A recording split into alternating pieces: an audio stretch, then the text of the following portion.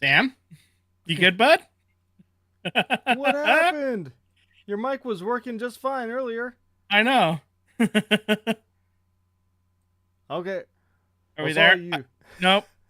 Okay, I guess it's it's me, Sam.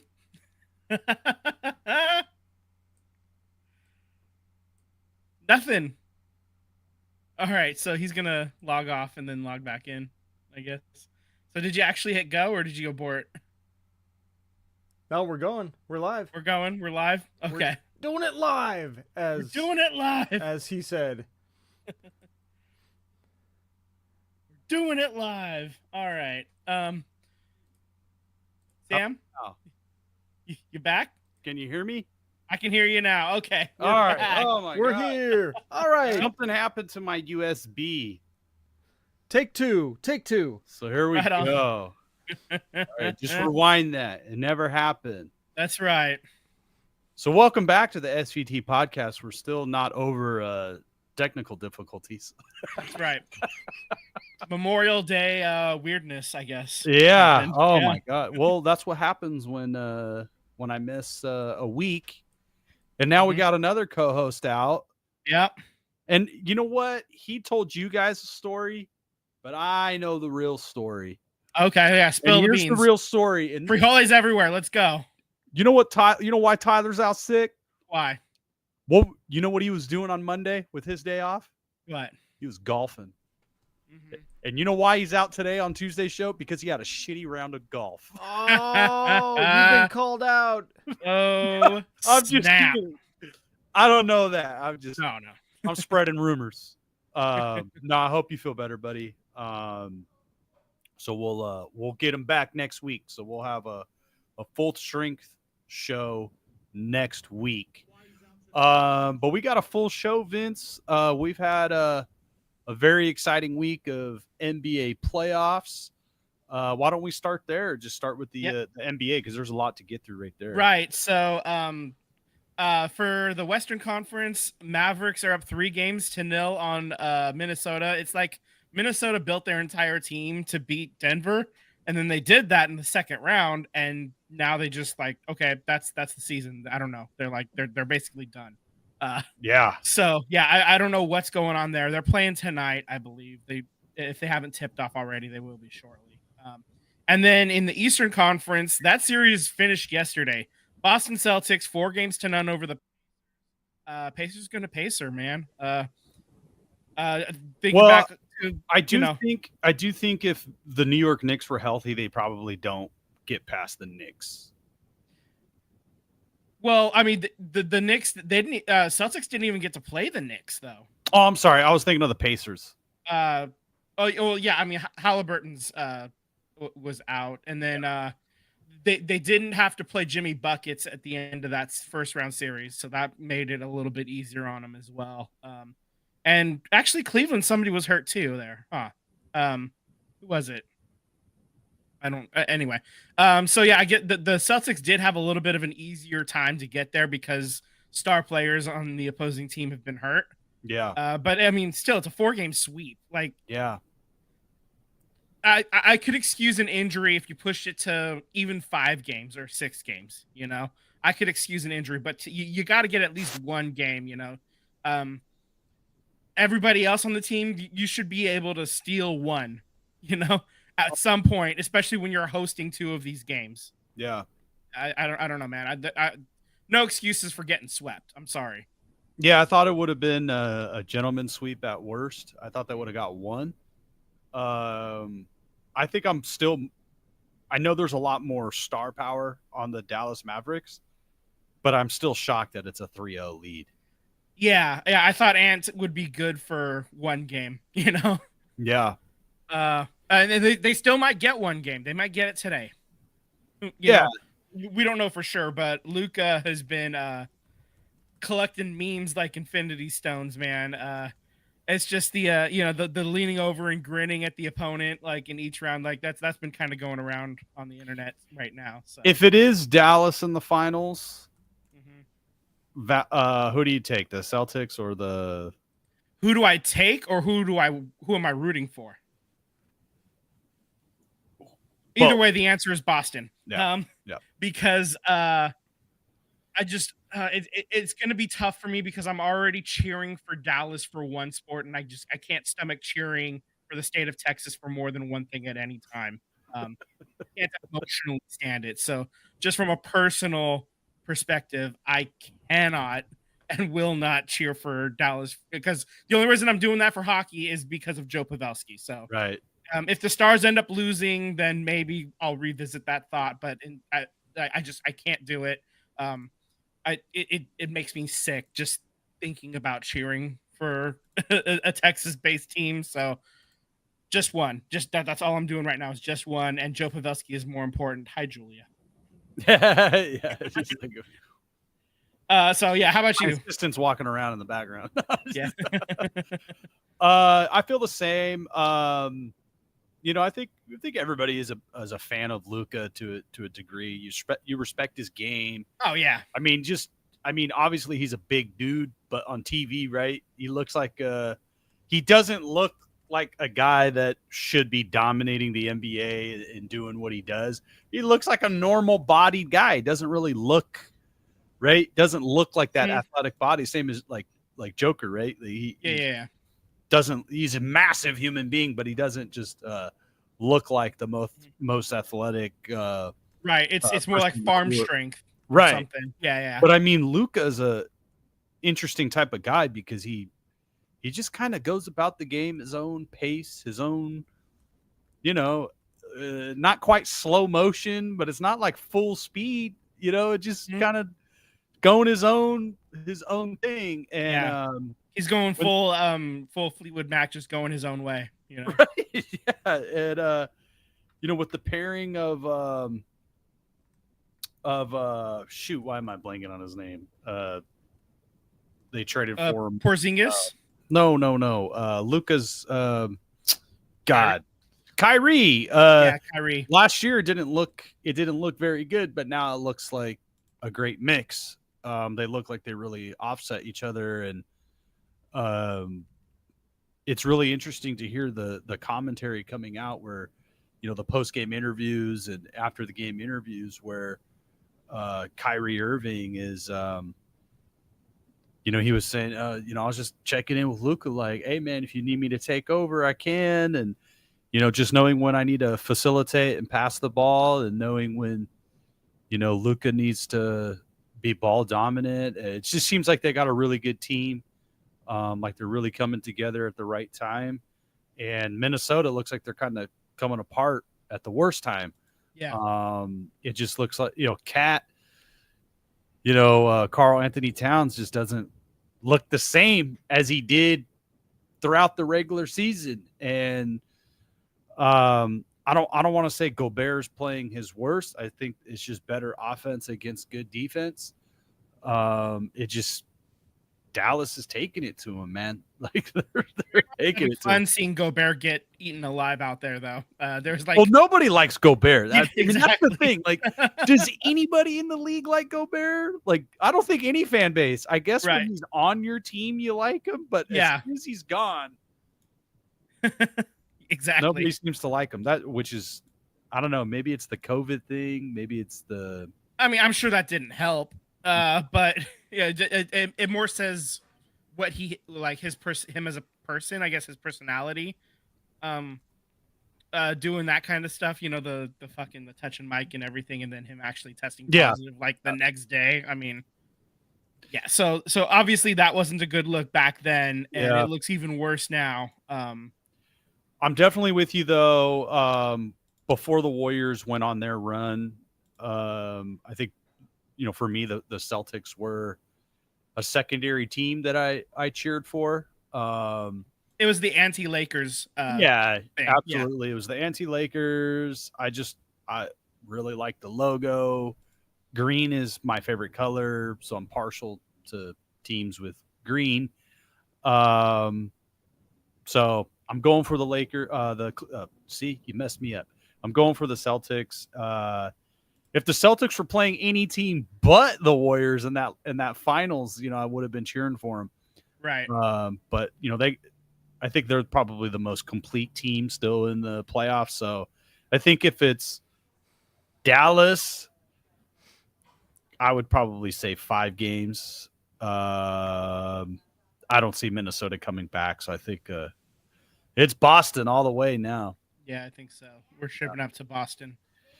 All right, brother. Any other final comments on the Playoffs. Let's move on to the next basketball thing. This is really cool. So we've talked a little bit about the WNBA and how the Golden State Valkyries are coming next year.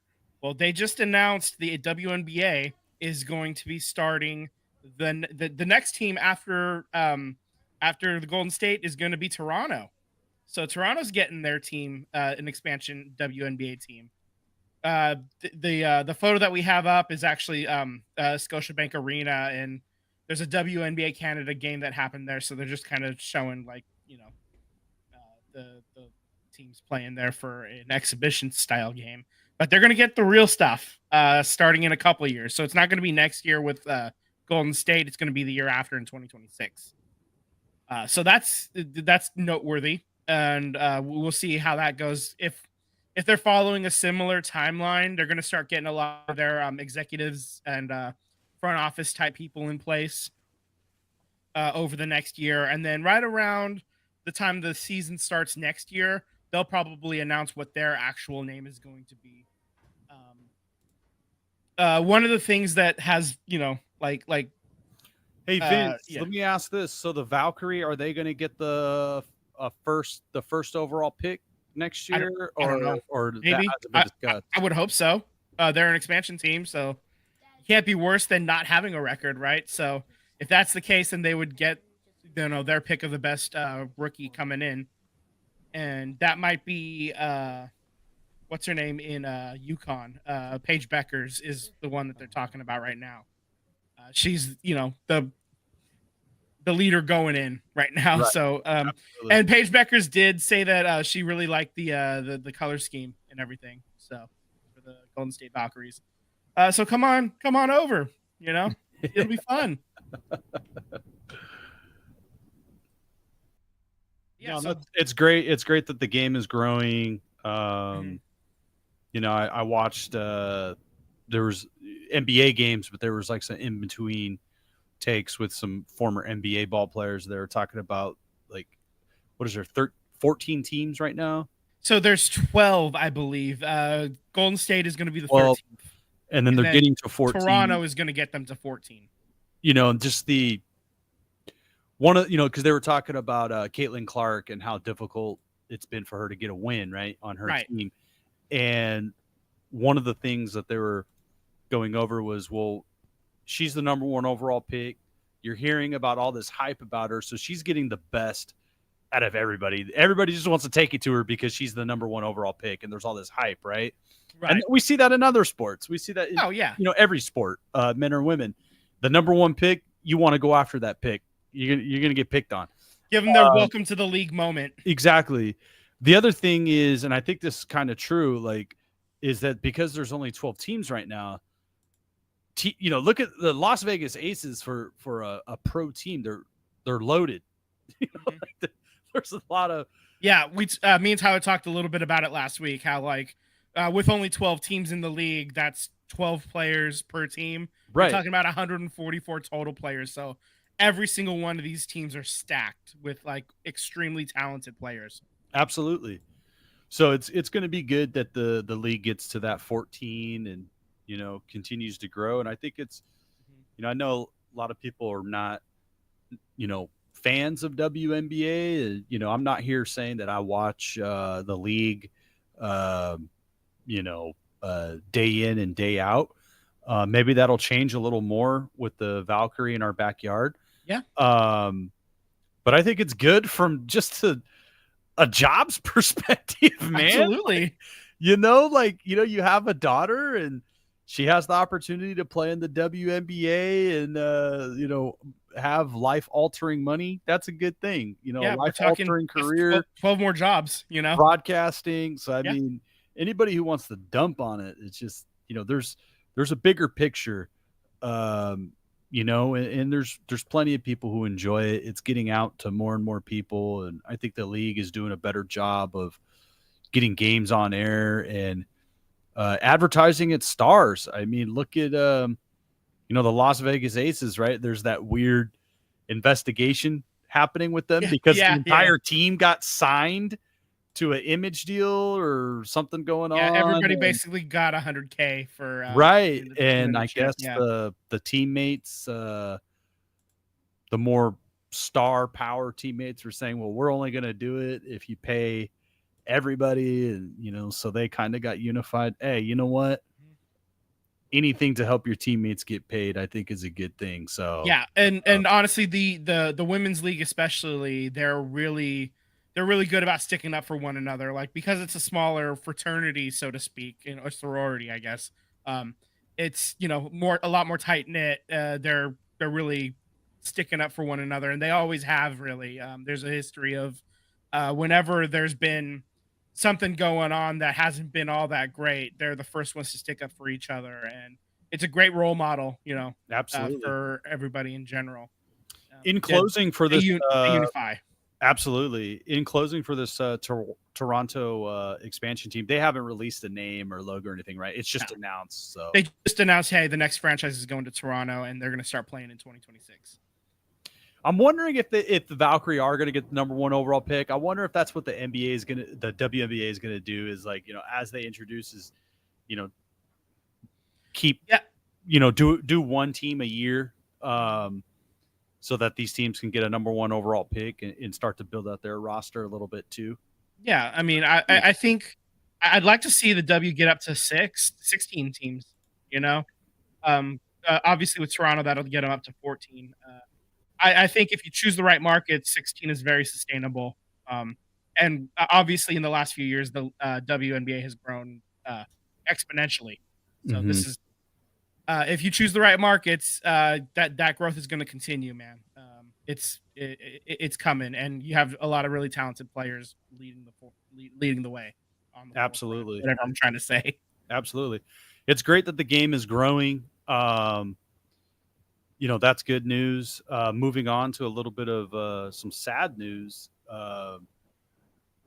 We lost a person in the NBA world, Bill Walton, and a man who, growing up, for me, I got to experience the Bill Walton experience as a broadcaster. I didn't get to see him play. Right. Yeah. He was a little bit before our time. So I got to, see him see him and hear him as a broadcaster and a television personality, larger than life.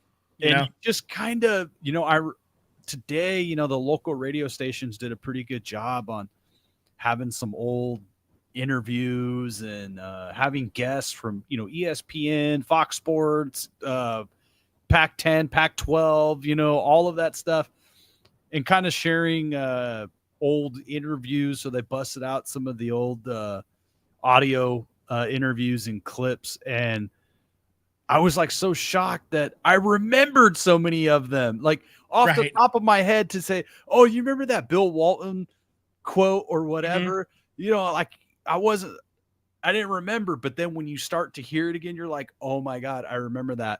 Yeah. And just what a positive energy. And it was just great to hear his voice and to see how positive he was and how much love he had, love for his fellow man, no matter if he met you or not. Just how much of a ambassador of life and the game. And it was just really something special to hear all those words today, and just a great loss. Yeah. Obviously he loved basketball. He's he made the top 50 team back in 27 years ago when they made it. The 75 team, he made that as well. He's a Hall of Famer. I actually remember an article, I believe it was in ESPN, the magazine, long time ago. He was living in LA, and he was he had played for Boston and he had played for Portland, but he has his family, and his family's out in LA, and obviously he couldn't convince his daughter to be a Celtics fan or a Portland fan, but she was starting to get into sports. So what he did was, because he was on Boston, he was able to kind of angle her into the Clippers instead of the Lakers. just to to keep the rivalry alive a little bit. He's like, I can't go to a Lakers game and cheer for the Lakers when I'm going as a fan, but if I can angle her towards the Clippers, I can live with that, like Absolutely. it's just so obviously just every aspect of his life he lived to the fullest, and we were just blessed to have a little bit of a tiny window into his life as Absolutely. through articles and through his broadcasts. So rest in the most peace, King. Absolutely. All right, Vince. It's Stanley Cup date. Here we go. Stanley Cup date. Let's go. So we're in the conference finals. In the East, right now, game 4 is happening. Rangers against the Florida Panthers. Rangers are up 2-1 on Florida. And I'm looking back at the score right now. They're showing a highlight, so the score isn't showing. Hold on. But last I looked, the Rangers were up 1-0. And that's where it stands. We're still in the it's at the end of the first period. So if the Rangers win this game, they go up 3-1, and that's a really tough lead to come back from. So Florida really needs to get their act together. Yesterday, Dallas took a 2-1 lead over Edmonton. Jason Robertson had a hat trick. Dallas gets the win 5-3 over Edmonton. That made me very, very happy for Joe Pavelski specifically. That's the only player that I'm truly rooting for at this point. I want Captain America to get his goddamn Stanley Cup. All right. That is my rooting interest at this point. Anything else whatever else happens, I don't care. It's all about Pavelski or bust for me. Okay. I need my boy to get his name on that goddamn cup. I actually saw a stat from Brody. Brody Brazil put this out there. There are the 3 players that have played the most playoff games without putting their name on the Stanley Cup. Number 3, Joe Thornton. Number 2 is Patrick Marleau, and number 1 is Joe Pavelski. Damn. Pavelski is going to get above 200 games before he has a chance. He was at 197. Last night put him at 198. So 2 more games gets him to 200 before if Dallas wins the next 2 games, he'll be sitting at 200 games playing in the Stanley Cup Finals, which means best case scenario, it takes him 204 games to get his name on the cup. If he does get that chance to put his name on the cup. So it's just, it's so wild. So you had 3 longtime Sharks. Obviously, Jumbo played a little bit with the Bruins at the start of his career. Yep. Patty Marleau went off and played with Toronto for a little bit before coming back at the end. And Joe Pavelski is spending the last couple of years of his career in Dallas. So, but most of those games that those guys played, a lot of playoff games with the Sharks. They made the playoffs 16 out of 17 years. They were a huge part of those teams. The only time they missed was the 2015 season, I believe. But right up through 2019. And it's just, it's so wild to play that many games. It's basically like you're approaching 3 years, 88, like if you think about it, 200 games, 200 playoff games, it's 246 games to get to 3 full seasons. So, that's he's basically played 2.5 years, extra years on his career, including in playoff games. And so this is like all time unlucky, but really high, like general team success, but without the final ultimate success. So, like I said, I need this. I need this for Pavs. It makes me a little sick to cheer for Dallas, but I'm willing to do it for Joe Pavelski. So that's where I'm at, man. Well, I got something that's going to cheer you up. Yeah, it happened today. Will Smith has signed his contract with the San Jose Sharks. Yeah, buddy. It's official. Mike Grier announced today that the club has signed center Will Smith to a standard entry level contract. So what does this mean, Vince? We know who they're drafting. Yeah, so Macklin Celebrini is going to get drafted, and I believe Macklin will sign that ELC immediately, and so they'll get both of those players coming up with the big team right away. It means that this is rock bottom. We hit rock bottom. They're drafting number one overall. Way you can go, Vince. We gotta go up. We gotta go. You're either going sideways or up. There's no down. There's no further down you can go. How exciting is it? I mean, to me, it's very exciting. I know it's been a very rough 5 years, but there's the camera. I think Greer. You know, I'm not the hockey guy. You and Tyler follow it. You know, but I think but I'm also very much into like roster construction and the economics of sports and the business of sports. Like that's where my mind always gravitates towards. The leadership in sports. And I think like Greer has done a really great job of, his predecessor was big game hunting, as we say. He didn't care about draft picks and young players, maybe not so much that he didn't care about them, but he was all in all the time because they felt like they had a playoff team. They felt like they had a cup contending team. Yep. They made it the one time and didn't work out, but they were always all in. I forget the number you just said. The Sharks, 16 out of 17 years under the Patrick Marleau time frame, right? I mean, call it. That's a hell of a run for a franchise, let alone a player. But now you're going to have Celebrini, the number one overall pick. I mean, anybody who's a number one overall pick, the energy, the excitement that person's going to bring, because there's going to be some growing pains. But then you're going to have Will Smith, who was number 4 overall? Correct. Yeah. He's only 19.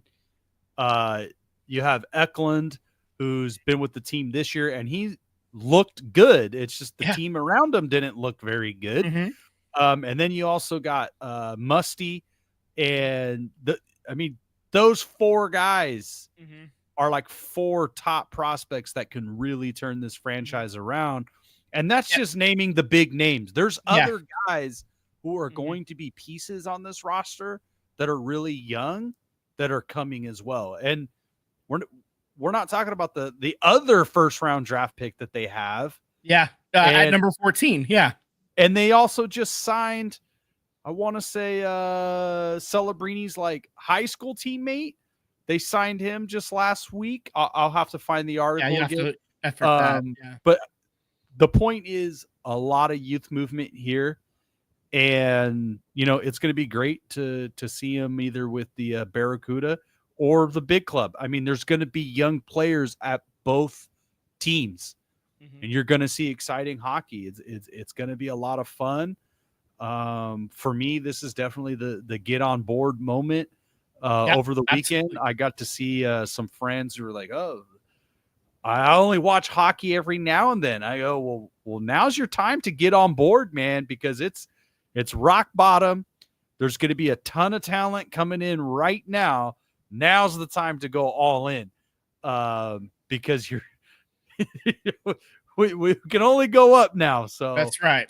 So I'm very excited for that. Very, very juiced to see these young Sharks take the ice. Yeah, I mean, you also got players from the Tomas Hertl trade, so Edstrom's gonna come up at some point, probably in the next year.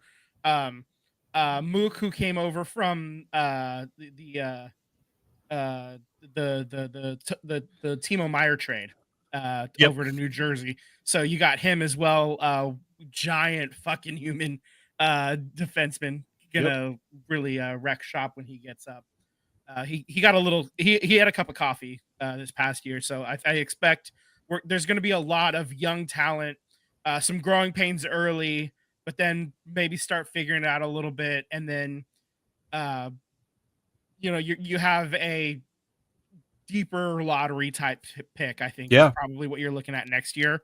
I would expect they'll be picking right around 10, 11 next year. Like, but if the rebuild is going well, which is, that's, if you do end up with, let's just say they finish with the number 10 overall pick, that's still a top 10 player on the draft. And you've you basically improved 9 places as well. So I mean, Absolutely. that's kind of where my expectations are.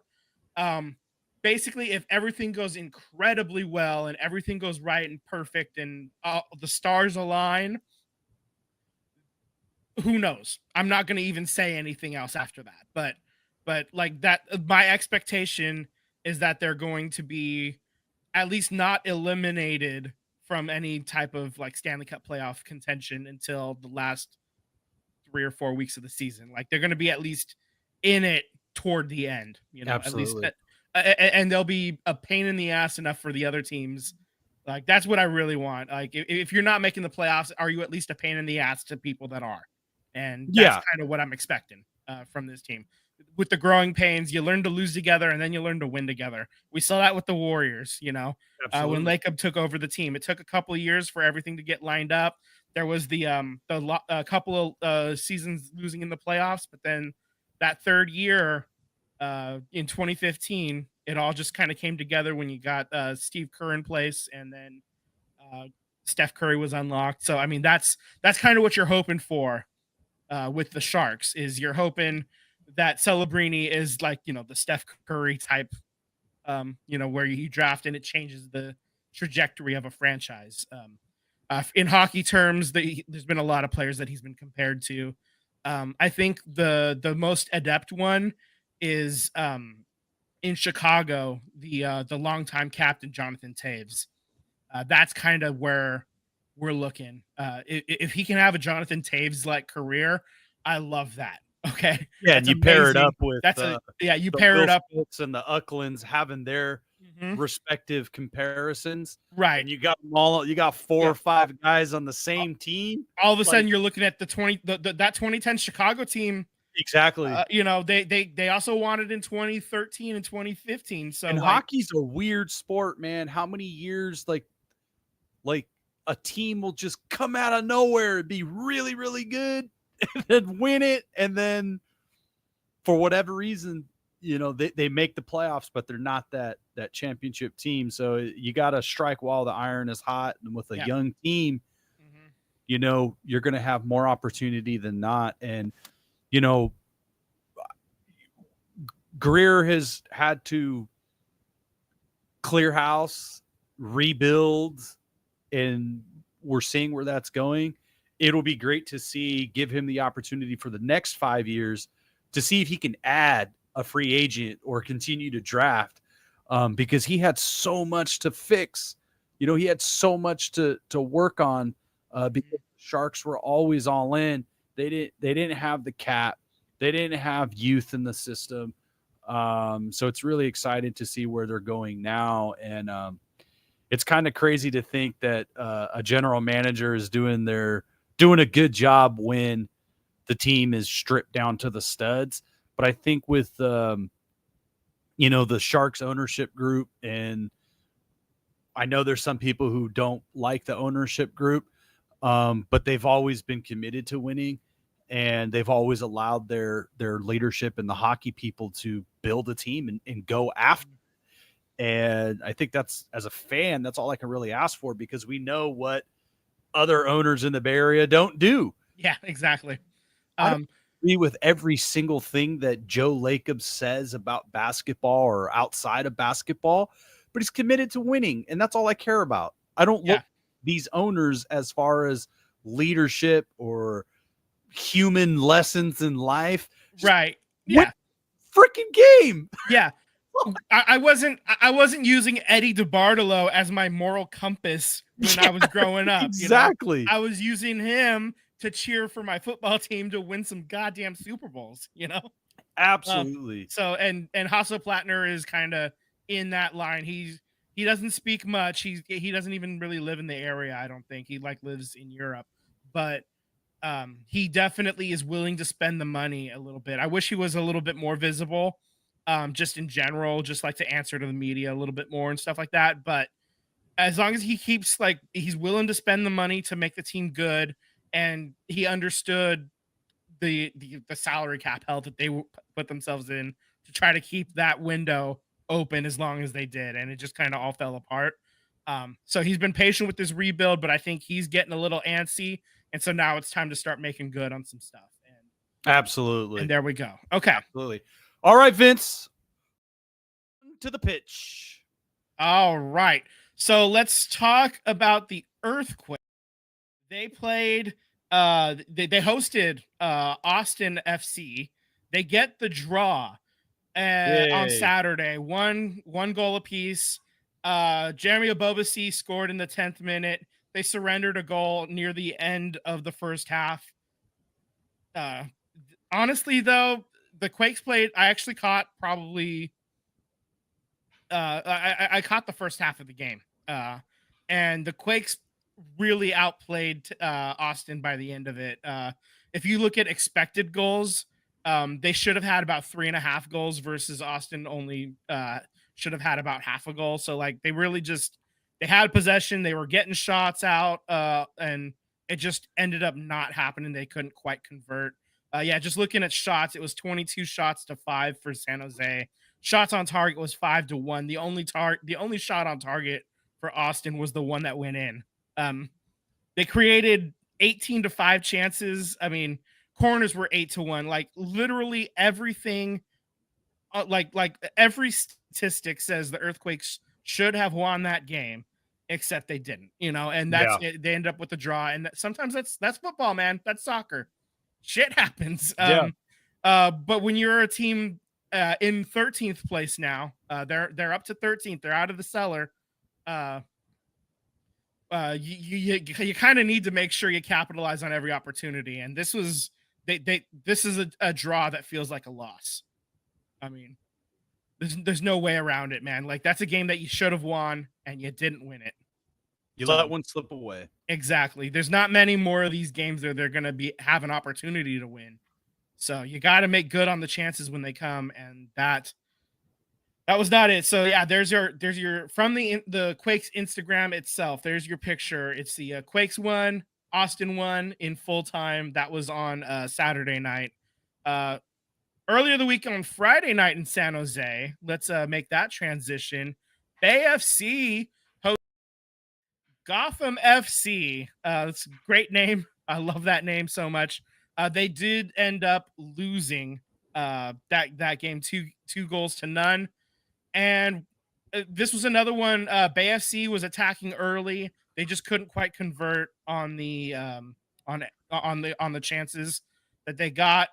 There was a 2-minute brain fart, basically. And in those 2 minutes, that's when Gotham scored both of their goals. In the 31st and the 33rd minute, Stevens put both of them in. She gets a brace. The first one was off of a set piece, and it was just a quick restart. And the defense, the team itself, Bay FC, just wasn't paying attention, and the ball gets put past. And then literally another 2 minutes later, they play the ball back to the keeper. Bay FC plays the ball back to the keeper, and Stevens just kind of on the attack, plays the ball and gets it, dispossesses the goalie and just basically walks the ball into the net for a second goal in as many minutes. So a couple of defensive lapses and there's your ball game. Damn. Kind of tough. But I will say Albertine Montoya, the head coach, he actually got a yellow card at the end of the game for arguing with the official. He was heated. He earned the yellow card. He made sure that he got his money's worth out of it. I love it when things aren't quite going right, but the coach is willing to stick up for the team, to the point of in baseball it's getting ejected or getting a yellow card in soccer in this case. Just kind of showing that, hey, I care just as much as you do, the players, and it's it's a tough loss. It's a tough loss. It drops them down to 12th on the table. They are 3 points out of a playoff spot, so they're not quite done yet. But it definitely does not help. They're on the there's a international window happening right now, so a lot of players are playing with the national teams. So their next game is actually going to be Saturday, June 8th. They're at Chicago Red Stars. And that game is going to be played at Wrigley Field. So if you can get to Chicago for the 8th, that might be a kind of a cool thing to check That'd be a out. fun game. You know, I can't quite make that trip, but wish I could, man. I wish I could. Yeah, so that's kind of what's coming up next. One other note that just broke today, actually, breaking news. Pro Women's Soccer League is coming to Canada in 2025. This is huge news. A brand new league is starting, and so the teams, they're going to be located in Ottawa, Montreal, Halifax, Toronto, Calgary, and Vancouver. So it's pretty well spread out across the country. So I mean, obviously, like, you know, it's going to be a hike for a lot to get to a lot of these places, but you know, you got them basically in every time zone. So this is exciting news, man. They're starting a soccer league in Canada to kind of compete with the NWSL a little bit. It'll be interesting to see how this works out. So the league is going to be called the Northern Super League, and it's going to be a 25 game season, and it'll start in April next year. And so basically you're talking 6 teams, you're playing all the other 5 teams 5 times each. And people are already making jokes. Christine Sinclair's career is going to last another 10 years now because all-time great, little inside baseball, all-time great Canadian player Christine Sinclair, she'll have a chance to play for a team in her own country if she so chooses after her contracts are up in NWSL. We'll see if that actually happens. I don't know, but it's just, you know, people chirping, making their little fun little jokes about it. It's exciting news, though. Another chance for professional soccer. You know, this is great. I love it, man. Absolutely, man. I got some other great news in a different league. Let's jump over to baseball. And I want to start off with some great news. Angel Hernandez announced his retirement. The long time umpire. There is a long laundry list of issues with Angel Hernandez. So happy trails, Angel Hernandez. I don't know if there's any one call that we could call out. What do you remember? So honestly, the 2 of the more recent ones are kind of standing out in my mind right now. You've got the Bryce Harper, where Bryce very clearly checks his swing. It does not break the plane at all of the plate, but Angel's at third base and he rings him up for strike 3, and Bryce just kind of loses it, and Angel's like, you'll see on the highlight, and then we all see the highlight, and Bryce barely moved his bat, you know, and so Bryce Harper got himself ejected. I believe I heard somebody say that he got ejected 21 times. I don't know if they were all by Angel, but Angel definitely did his part to help Bryce see the end of the game. The other one is absolutely legendary Kyle Schwarber. When he was playing with the Phillies, he gets rung up for strike 3 called, but the pitch is very clearly not a strike, and so then he just starts losing it. He Hulk smashes his bat, he throws his helmet down, and then he just goes like he's pointing like, here, you're calling it, I remember here this. It's a strike, you call it here it's a ball. You're messing it up for that team. You're messing it up for my team. You're all over the place. It's just an absolutely legendary tirade from a guy that had just had enough from Angel's shenanigans. The one that's personal to us as A's fans, I think about the game in May 2013. Oh God! The home run in Cleveland off of the pole. Like there's a fence above the yellow line. The ball very clearly hits off the fence and then so that should have been a home run, but they called it like it was off. They said it was like off of the wall, and so it was like stayed as a double. And Bob Melvin runs out there and just he makes sure that he gets his money's worth, and absolutely loses it on an Angel. And honestly, like, I don't know what it is, like, because if you talk to like I guess a bunch of people that know Angel say that outside of the field they love Angel, he's a nice guy or whatever, like his family's great, but for whatever reason, as soon as he like got onto the field, it was all about him, and he like it's almost like he relished making bad calls, man. I don't get it. Like there's some sort of like cognitive dissonance there happening. I don't know. What Yeah, makes a guy so likable off the field, but then like he gets on the field and he's just so like he was so full of himself, man. I don't get it. right. But he's gone. We don't have to worry about him anymore. There's a settlement of some kind. He actually put out a statement. Let me pull this up. Ooh, Yeah, I he did not did see release the a statement. I Yeah, did he not see released the a statement earlier today. Okay, so red leather, yellow leather. Okay. Starting with my first major league game in 1991, I have had the very good experience of living out my childhood dream of umpiring in the major leagues. There is nothing better than working as a profession that you enjoy. I treasured the camaraderie of my colleagues and the friendships I have made along the way, including our locker room attendants in all the various cities. I have decided that I want to spend more time with my family. Needless to say, there have been many positive changes in the game of baseball since I first entered the profession. This includes the expansion and promotion of minorities. I am proud that I was able to be an active participant in that goal while being a major league umpire. So honestly, nothing really all that controversial there. He doesn't address how terrible of an umpire he was. He just said that he had fun and he liked the people. So honestly, that's kind of I mean, what are you if gonna I'm gonna, say, right? yeah, what else are you gonna say? Yeah. Like, yeah, I really sucked for 34 fucking years, man. I really just I just shit the bed and I just kept shitting, man. I don't Yeah. know, like, yeah.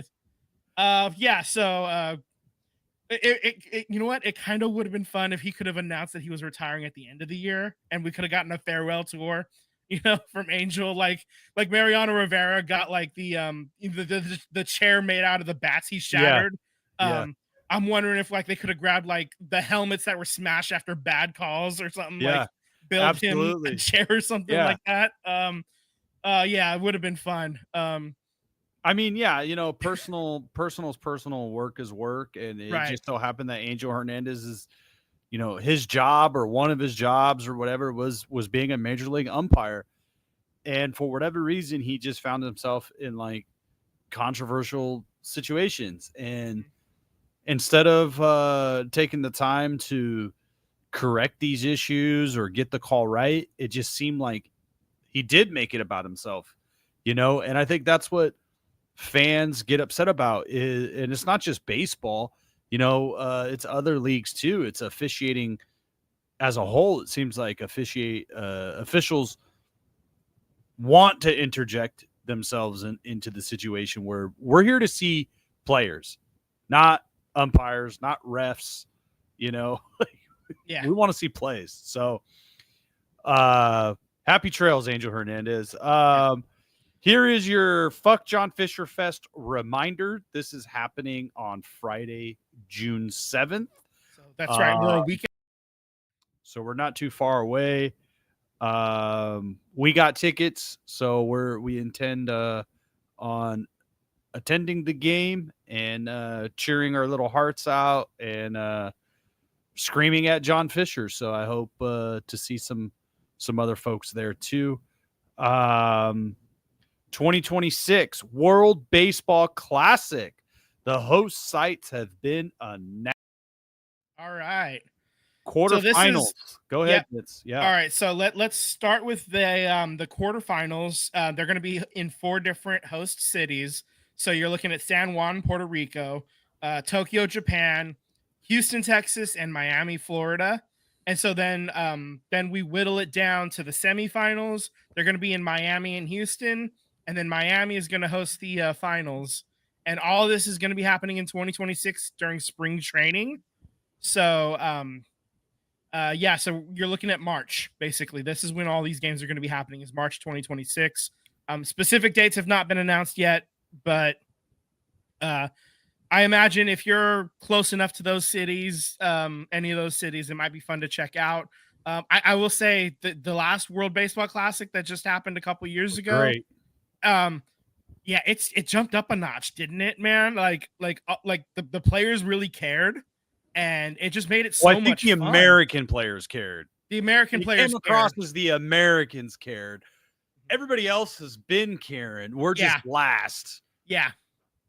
The Yeah, but I players mean, are last. there was just this energy, especially. I mean, we watched the final at your place, Yeah. Sam, and Yeah. it was Well, I mean, electric. Trout versus Shohei, right? I mean, Yeah. that was amazing. Yeah, The outcome of that, like if Trout would have hit a homer or got on base, I mean, that would have been incredible. But it was two powerhouse athletes, of baseball going at it, and Shohei won that round. It'll be very interesting to see what happens in the next round, and I hope the United States comes with it again and actually wins it. Yeah. That's what I want. I want to win it. And it was always fun to see the jerseys, so I'm hoping that we get some really sick jerseys again. And I think it's a lot of fun. I think it's great to see players from their home countries represent their home countries and the excitement that they get. I think that's something that is still lacking in American baseball is the involved fanfare, how we see how involved fans are right. around the globe. And I think this is something that baseball really needs to address, and not to have it take over what's going on with Oakland baseball, but baseball's becoming golf. Baseball's becoming a rich person's sport that is not really accessible to people in the United States. And I think it's really sad that, baseball is claiming they want to be a game of the people, but it's these travel ball leagues and the cost for a kid to be in a competitive league is just so ridiculously high. It's not accessible anymore. And I think it's great that we get to see the passion that other fan bases have, the different cultural celebrations. I want that. Mhm. I want the backflips. I want the celebrations. I want all of the that for fist pumps baseball. when you get an out. Like, I want all of it. yeah. I don't care if it's game 40 and some Mhm. player is what was Urbina doing the splits on the mound, Yeah, I want it. If you don't want to see the splits or the moonwalk, well, strike him out or get a hit or do your job. Stop it. Yeah. Stop that guy from celebrating if Yeah. you don't want to see it. And then as far as like the fan participation, we have that in to bring it back to Oakland. It's actually like a soccer mentality, a soccer fan mentality with the drums and the flags. I've gone to a couple of Bay FC games, like, right behind one of the goals. The fans are set up with all the giant flags, and they're cheering, they're standing up, they're beating drums.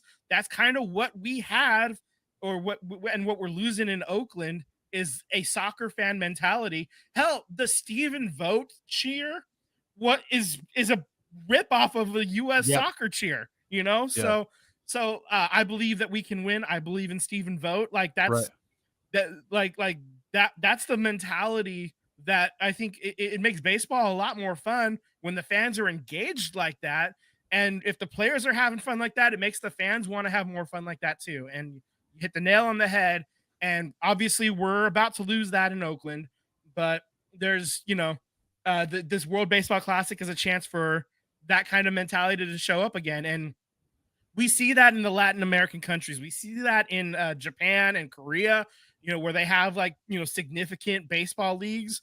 Hell, even like places that don't have like super strong baseball leagues, the fan base is engaged and like having fun and waving flags and beating drums and stuff. Like they treat, there's a certain way that they do fandom that for whatever reason Americans are too cool for. You can't bother to do that, like, so it's also too, the game is accessible, it's affordable. Exactly.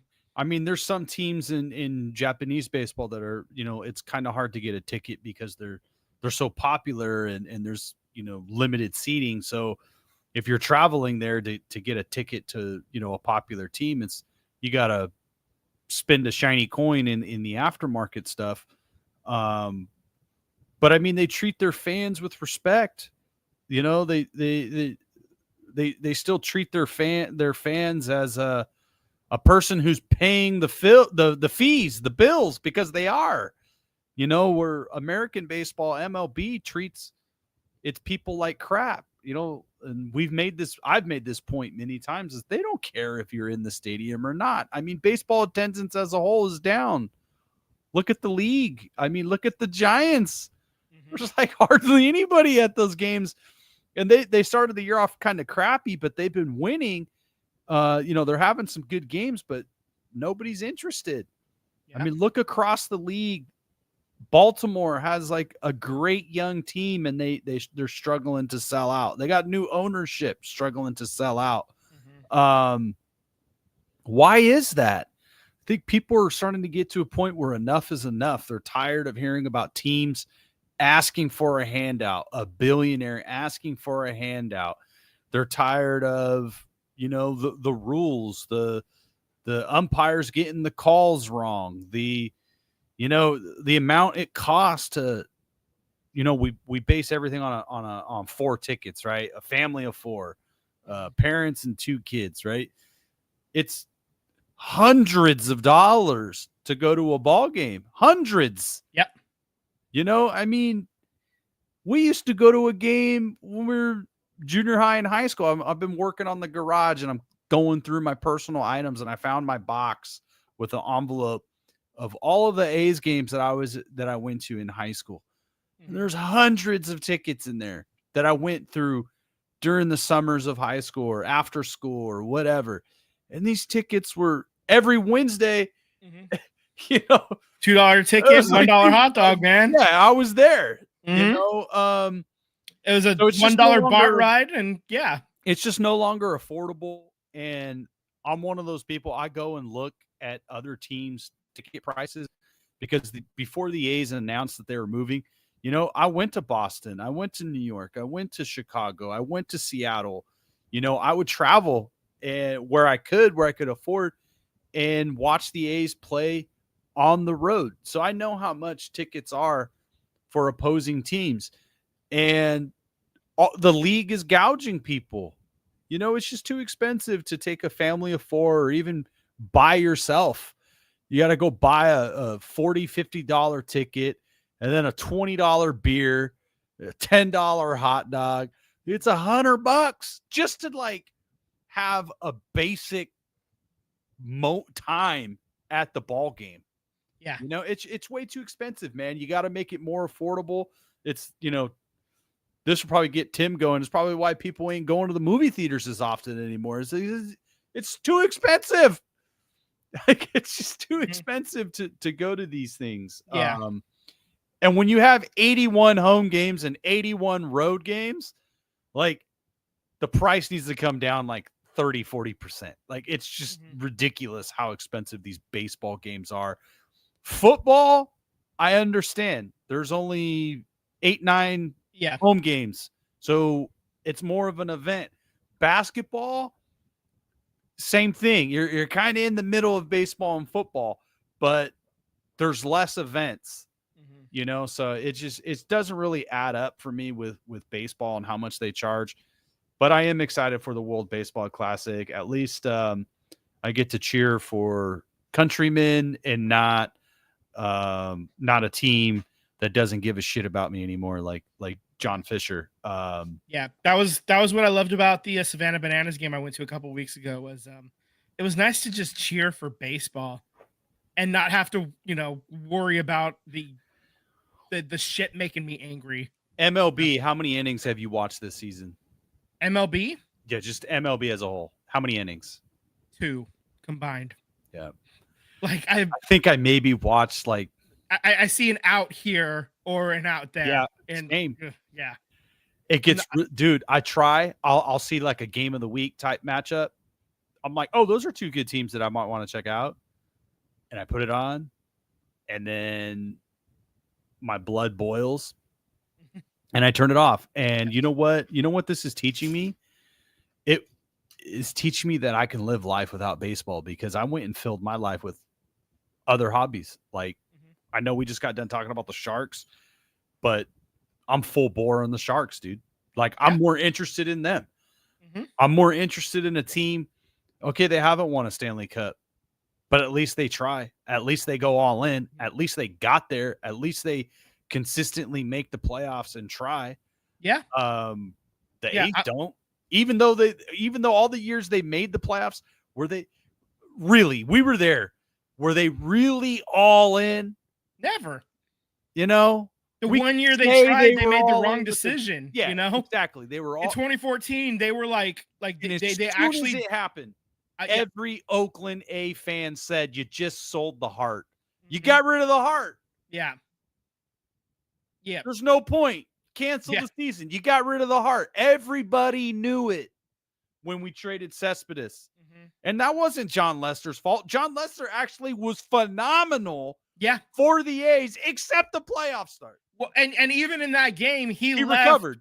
He left. The A's had they had a 4-run lead with 4 outs to go. Right. Okay. So like even when he wasn't all that great, they still got the job done. Anyway, we don't need to talk about stuff that happened a decade ago. Meme of the week. Meme of the week. Let's move on to there is just one meme this week. For those of you that watched Celtics and Pacers game yesterday, at one point, Isaiah Jackson got faked out of his shoes by Peyton Pritchard to the point where he was in the air so high he actually kicked Pritchard in the face. And so the meme just says no easy twos. That's it. And here it is on the screen for you now.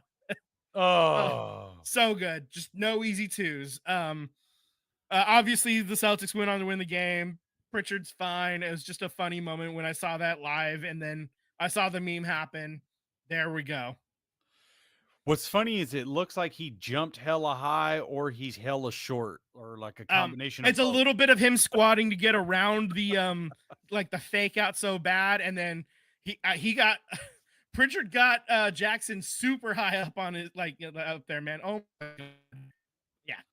Yeah, Anyway, he that was got just him. I laughed. Ain't that a kick in the head? Look at you go, Yeah. Tim. Oh, Ain't that a kick in the head? yeah. That should have been the meme. Yeah, stick taps, baby. Stick taps for that one. All right, Yeah. guys. That's the end of our hour. Yep. Any final thoughts? No, just fuck John Fisher as always. Absolutely. And yeah, have fun watching some other sports. Bay FC, man. Get into NWSL. That league is wild. There's some crazy endings happening. I'm just saying. Real That's quick, another one you can look into. We went to on Saturday we went to a local pub and there was a big Oakland Roots watch party Mm-hmm. and very lively, very good group of fans, very welcoming. We had no idea what was going on. We just walk in and everybody's having a good time. There's raffles. The game is on the big screen. Yeah. So we caught the final few minutes of the match and Julia's interacting with some people and Julia goes, "I want to be a fan of the Roots." We're like, "You can." Yeah. You can. That's the best part. Yeah. It's all good. Yeah. So yeah, there's a bunch of stuff out there that are competing for your entertainment and are wanting to be a part of the community and not abandon the community. So That's right. there's Bay FC, there's the Oakland Roots, the Oakland Soul, the Oakland Ballers, the San Jose Sharks, the San Jose Barracuda. There's a ton of teams out there that would love the support. So that's something that this has taught me is, it's tough to say goodbye to the A's.